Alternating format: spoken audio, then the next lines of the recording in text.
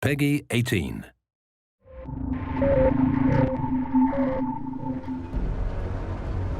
Outriders is massive, both in terms of game length and the numbers of hours you'll be able to pour into it, and the physical distance you'll traverse over the course of the story.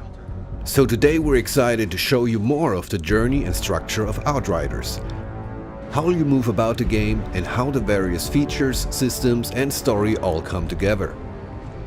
In last month's broadcast, we explored the first city, the area of Enoch first settled by the refugees of Earth.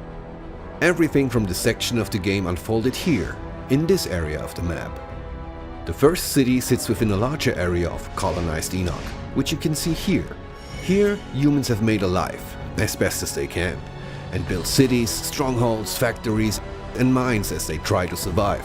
This is where the Outriders are first reawoken from cryosleep, and where your first hours in the game are spent. Humanity has always struggled to leave this place, with the raging anomaly storms and monsters preventing further colonization of the planet, pushing society back to the Dark Ages. As you will see though, there's a whole lot more to Enoch. As an Outrider, you're one of the few powerful enough to leave humanity's broken settlements and journey out across this hostile planet. But what does that mean in actuality? Outriders takes advantage of a hub-and-spoke structure, connecting busy, settled areas, the hubs, with combat arenas and free roam areas, the spokes. The main story missions push you through the game, and a large number of side quests and additional content can be discovered on or off the beaten path. As side quests scale to your level, so do the rewards. It means even early side quests can be meaningful played late in the game. And it's worth saying side quests aren't fluffy objectives that take place in the same play spaces you've experienced in the main game. They're new, bespoke areas of Enoch that you could miss entirely, and they often reveal more secrets about the world and lore.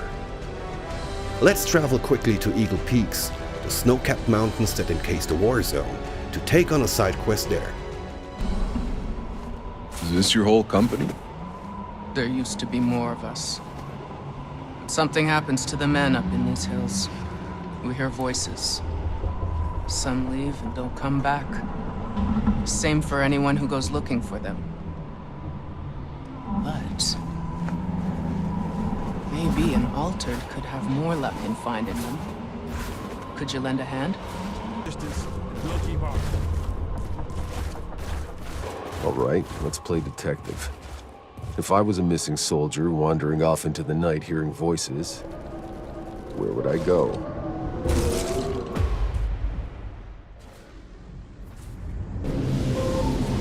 Come on! Oh, come on! Don't do this! I just came looking for my friend! He belongs here now!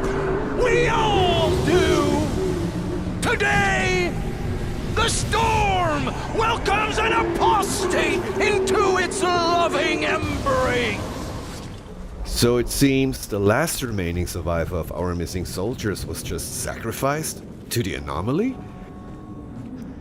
We need to have some words with this deadly cult and its leader. ECA! Overload! Target designated! They've got nowhere to run!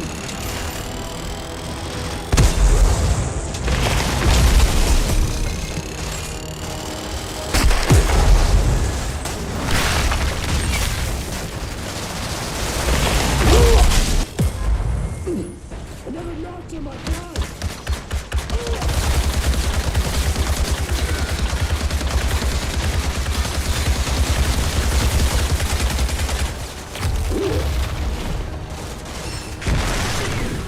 We're only giving you a small taste of this little side adventure. It takes a fair bit longer to make our way into the inner chambers here. And as always, we like to keep some surprises for you. But it's time now for an epic showdown with the altered cultist leader. Firing on target! They've got nowhere to run!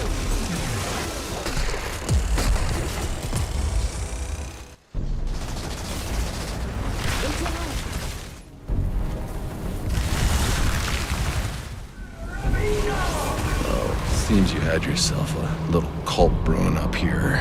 I don't know, this place seems to make people flip their fucking lids. Yeah, nice. By completing the side quest, we can now choose a sweet piece of new gear as a reward. With that sorted, let's talk a little bit more about hubs. In hubs, your weapons are holstered for a time, and you can soak in a bit of life on Enoch. Here you can visit vendors to sell scrap and purchase gear, frequent bars to gather gossip and bounties, Call it the liver spinner. and pick up side quests from one of Enoch's many eccentric denizens. What exactly is your business? Certain mercenary services?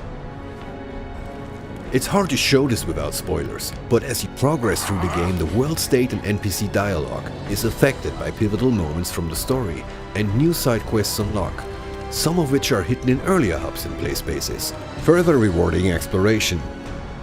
Combat feats also come with achievements. Complete a collector's quest like a bounty or monster hunt, and NPCs will recognize and reward your triumphs. In bringing to life a new sci-fi universe, we are adamant that these settled areas feel dynamic and alive. Oh, and if monster hunts piqued your interest, stay tuned for a future broadcast to learn more about them. Well, this should be interesting. Crucially, hubs also allow you to check in on your Outriders truck and crew, which will grow as you progress throughout the game. We're going to talk more about the Outriders truck in the future, but its primary function is to transport you through the world, bringing many of the features of a town with it. All the functionality you'd expect from a hub hits the road with you. Your weapon vendor, your crafting, your crew. The truck is a moving RPG village. Now you don't operate the truck yourself. That job falls to your driver, Jakub, who we will talk more about later. But the customization options are vast, so you can personalize your ride along your journey. Okay, let's pack up and hit the road now. I need to head to the forest to continue my journey. Let's take a quick moment to introduce the crew. Your ride or dies accompany you on your quest to discover the source of the signal. Here we can see Jakub, who drives the truck and can handle any customization of the vehicle. Jakub was with your Outrider during the first arrival on Enoch, 30 years prior. A bright-eyed youth with an exciting life ahead of him on a new planet. Time has not been kind to poor Jakub. Here's Sahidi, who we met in the last broadcast. One of the few people on Enoch with a grasp on science and how to get mankind out of the pickle they happen to find themselves in. You can talk to Sahidi for weapon mods and crafting. We'll be talking more about this topic in the next broadcast. Finally, at least for the moment, there's Bailey, who has been appointed to your team by Corrigan, the Grand Marshal of Trenchtown, who's allowed your travel through the various sectors of the settlement. Let's go. Bailey hates the arrangement as much as you do, but is forced to join the journey. In camps like this, Bailey also acts as a gear vendor, with a host of unique weapons and armor you can trade for scrap. Other notable features of a given camp? Your stash, where you can store and withdraw equipment that you might not be able to hold on your person. The stash also allows you to move gear freely between your roster of player-built characters. Next to the hammock here, you'll always be able to change and customize the look of your Outrider. And of course the matchmaking terminal, which is hopefully self-explanatory. Before I'm leaving you for this month's broadcast, I'm going to take you beyond the safe confines of the Forest Enclave. It's a beautiful night, so let's head out there and explore. Hey, you remember my tunes I used to play? Like it was yesterday. I can still remember some of them.